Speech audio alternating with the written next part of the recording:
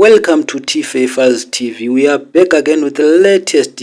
Masupporter eZanupf achirova pasi zvawo achita kunge asingaoni apa idi achiri kutaura parally. Vanhu vadedzera kuti vari right, vatora zvavanga vachida ngavarove pasi. Idi anotaura zvinhu zvisina nebasa. See full video guys.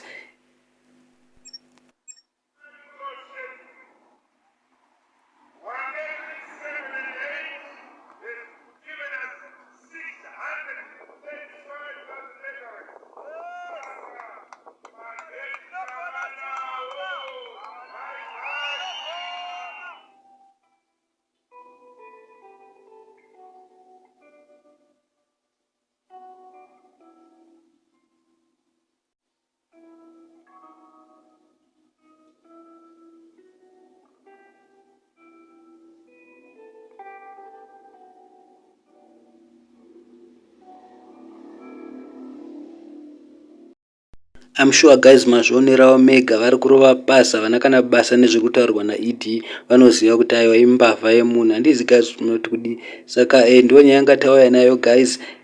Votai wisely, vote wisely, 3 days left. Ndozviri kutaurwa nevanhu. Zviri kunzi unogona ngoti kuendako kumusangano weZanupf asi usakanganwa kuti unovhotera chii. Ndozvavanoda kuitwa vakomana vakapusa vakapata. Vote for change, triple C. Thank you so much guys.